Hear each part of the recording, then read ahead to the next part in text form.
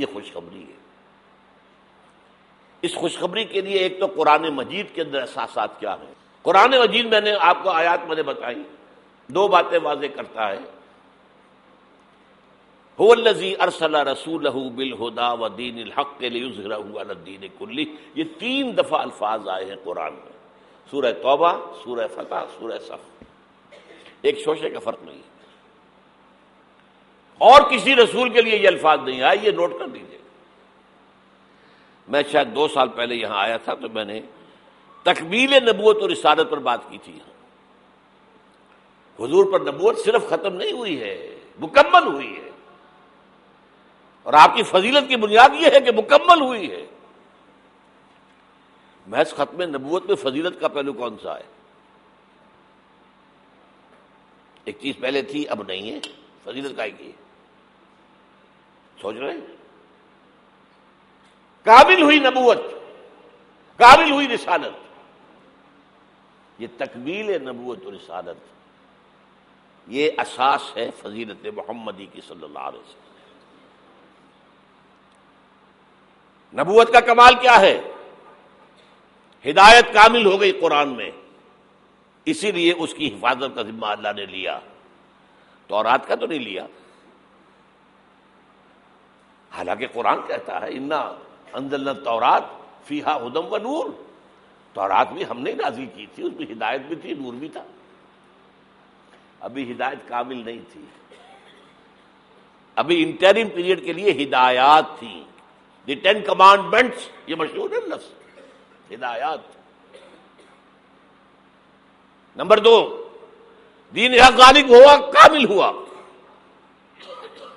الیوم اکملت لکم دینکم واتممت علیکم نعمتی ورضیت لکم الاسلام دینا۔ تکمیل ہدایت قرآن میں، تکلیم نظام حق دین حق میں، تکمیل رسالت آپ نے صرف دین حق کی تبلیغ نہیں کی، اس کو قائم کر کے دکھایا ہے۔ اور تکمیل رسالت، آپ پہلے اور آخری رسول ہیں اللہ کے، جو پوری نوع انسانی کے لیے بھیجے گئے۔ پہلے ہر رسول اپنی قوم کی طرف آتا تھا۔ وَإِلَىٰ عَادٍ أَخَاهُمْ هُودًا وَإِلَىٰ ثَمُودَ أَخَاهُمْ صَالِحًا وَإِلَىٰ مَدْيَنَ أَخَاهُمْ شُعَيْبًا إِنَّا أَرْسَلْنَا نُوحًا إِلَىٰ قَوْمِهِ۔ حضرت مسیح بھی رسولاً إِلَىٰ بنی اسرائیل، پوری نوع انسانی کے لیے نہیں آئے تھے۔ واحد اللہ کے رسول پہلے اور آخری وہ محمد ہیں صلی اللہ علیہ وسلم، جو پوری نوع انسانی کے لیے بھیجے گئے۔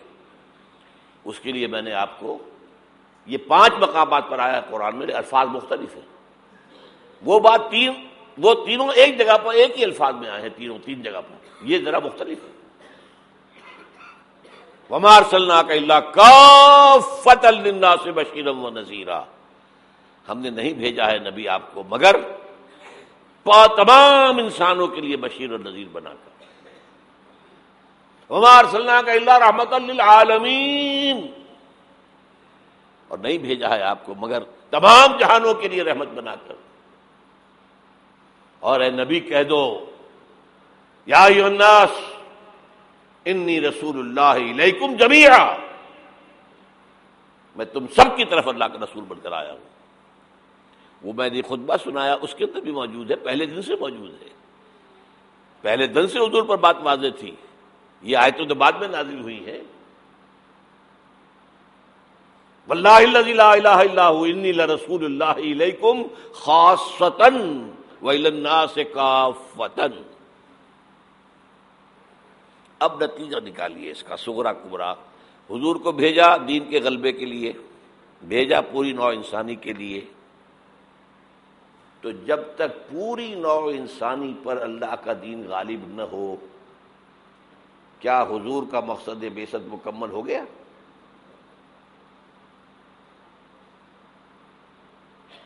جزیرہ نماء عرب پر اللہ کا دین غالب ہو گیا، عربوں کی حد تک دین کی تبلیغ مکمل ہو گئی۔ اگر تو آپ صرف عربوں کے لیے آئے ہوتے تو آپ کا کام پورا ہو گیا تھا۔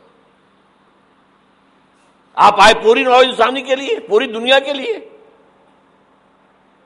تو پھر اقبال کے لفظ میں سنیے، وقت فرصت ہے کہاں، کام ابھی باقی ہے، نور توحید کا اتمام ابھی باقی ہے۔ تو پوری دنیا جب تک اس نور توحید سے جگمگا نہ اٹھے، پوری دنیا جب تک نور رسالت سے منور نہ ہو جائے، اس وقت تک وقت فرصت ہے کہاں، کام ابھی باقی ہے۔ اور کیا ہو سکتا ہے کہ دنیا ختم ہو جائے اور حضور کی بعثت کا مقصد مکمل نہ ہو؟ ناممکن۔ تو قرآن سے ثابت ہوا کہ ایک عالمگیر اسلامی انقلاب آ کر رہے گا، جیسے حضور کے دست مبارک سے اور آپ کے حیات طیبہ کے دوران جزیرہ نما عرب میں ایک اسلامی انقلاب آیا۔ اب اس میں حضور کی طرف سے حدیث سے سنیے۔ ایک حدیث ہے، بڑی پیاری حدیث ہے، حضور نے اپنے دور سے لے کر اور قیامت تک 5 ادوار کا ذکر کیا ہے۔ مجھے یاد نہیں رہا، ہم نے ان حدیثوں کو ایک 4 ورقے کی شکل میں بہت عام کیا ہے، لاکھوں کی تعداد میں شائع کیا ہے۔ میرا خیال تھا کہ میں لے آؤں گا یہاں بھی آپ کے لیے تحفے کے طور پر، بھول گیا میں۔ یہ حدیث جو ہے حضرت نعمان ابن بشیر سے ہے رضی اللہ تعالی عنہ، اور مسند احمد ابن حنبل میں ہے رحمۃ اللہ علیہ۔ حضرت نعمان ابن بشیر فرماتے حضور نے ارشاد فرمایا، تکون النبوۃ فیکم ما شاء اللہ ان تکون، لوگوں دیکھو نبوت تمہارے مابین رہے گی جب تک اللہ چاہے گا کہ رہے۔ ثم یرفع اللہ اذا شاء یرفعها، پھر جب اللہ چاہے گا اسے اٹھا لے گا۔ کیا مطلب؟ میں رہوں گا تمہارے مابین جب تک اللہ چاہے گا، پھر جب اللہ مجھے اپنے پاس بلا لے گا، میری وفات ہو جائے گی تو دور نبوت ختم ہو جائے گا۔ ثم تکون خلافۃ علی منہاج النبوۃ، پھر ایک دور ہوگا خلافت، لیکن نبوت کے نقش قدم پر، بالکل نقش قدم پر، ڈٹو، کاربن کاپی، کوئی فرق نہیں ہوگا، بال برابر بھی۔ اس کو ہم کہتے ہیں خلافت راشدہ۔ حدیث میں ہے خلافت علی منہاج النبوۃ، فتکون ما شاء اللہ ان تکون، وہ بھی رہے گا جب تک اللہ چاہے گا۔ ثم یرفع اللہ اذا شاء یرفع، جب اللہ چاہے گا اسے بھی اٹھا لے گا۔ پھر تیسرا دور آئے گا، ثم یکون ملکا عاضا، پھر ایک کاٹ کھانے والی ملوکیت کا دور آئے گا، بادشاہت، ملوکیت، کاٹ کھانے والی، ظالم۔ یہ دور ملوکیت ہے۔ بنو امیہ، بنو عباس، یہ خلفاء نہیں تھے، بادشاہ تھے، یہ ملوکیت تھی۔ واقعہ کربلا کب ہوا؟ انہی کے دور میں ہوا نا۔ واقعہ ہررا کب ہوا؟ انہی کے دور میں ہوا۔ 3 دن تک مدینے کو مباح کر دیا گیا فوجیوں پر، لوٹو جس کو چاہو، ریپ کرو جسے چاہو، مدینے۔ یہ ہماری تاریخ کے واقعات ہیں۔ پھر سینکڑوں تابعین کو شہید کیا حجاج ابن یوسف نے۔ یہ ہماری تاریخ ہے کہ نہیں؟ حضور خبر دے رہے ہیں، ملکن عاضن، کاٹنے والی، کٹکھنی ملوکیت کا دور آئے گا۔ فرمایا یہ بھی رہے گا جب تک اللہ چاہے گا، پھر اللہ جب چاہے گا یہ دور بھی ختم ہو جائے گا۔ ثم تکون ملکن جبرین، پھر ایک اور بادشاہت ہوگی جس میں غلامی ہوگی۔ کیا مطلب؟ یہ پہلی ملوکیت مسلمانوں کی تو تھی، کلمہ گو تو تھے، جھوٹے تھے یا سچے تھے، کلمہ گو تو تھے، اچھا برے بھی تھے تو اچھے بھی تھے، بہت اچھے لوگ بھی پیدا ہوئے۔ بادشاہوں میں بھی جو مثالیں مسلمان بادشاہوں کی ہیں اچھے لوگوں کی، آپ کو دنیا میں نہیں ملیں گی۔ لیکن اس کے بعد کون سا دور آیا؟ ہماری اب ملکہ کون تھی؟ ملکہ وکٹوریہ۔ اب یہ ملوکیت جمع غلامی، کہیں پر برطانیہ، کہیں پر فرانس، کہیں پر اٹلی، کہیں پر اسپین، پورا عالم اسلام کولونیلزم جسے آپ کہتے ہیں، یورپی استعمار جسے آپ کہتے ہیں، ملکن جبرین.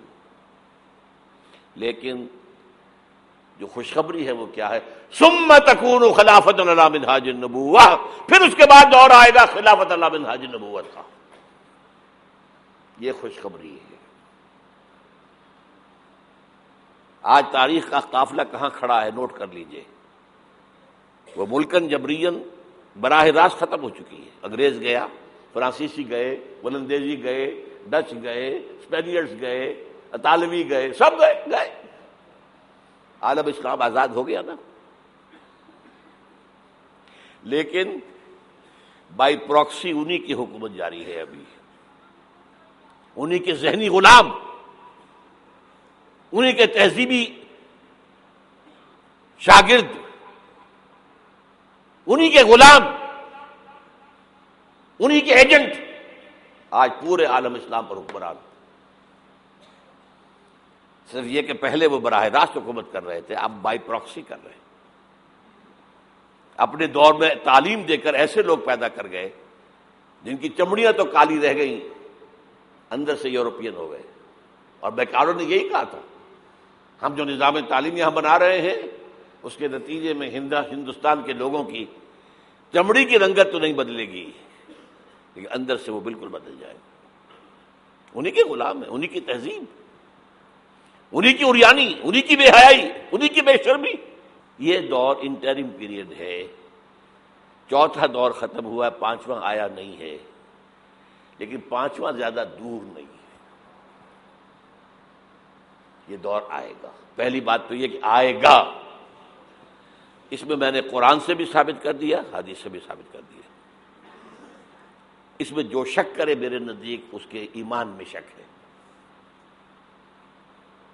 اچھا اب جب آئے گا تو کس شان سے آئے گا؟ اب جب آئے گا گلوبل ہوگا. ویسے بھی اب دنیا گلوبلائز ہو چکی ہے. آج تو آپ کہتے ہیں دنیا کیا ہے؟ It's a global village. اب جو نظام بھی آؤگا گلوبل ہوگا. اب اس میں دو حدیثیں آپ سن لیجئے. اب جب خلافت علی منہاج النبوت آئے گی تو وہ کسی ایک علاقے کے اندر محدود نہیں ہوگی. حضرت ثوبان رضی اللہ تعالیٰ عنہ حضور کے ایک غلام تھے جنہیں آپ نے آزاد کر دیا تھا. انہیں عربی میں کہتے مولا. ان ثوبان مولا رسول اللہ صلی اللہ علیہ وسلم.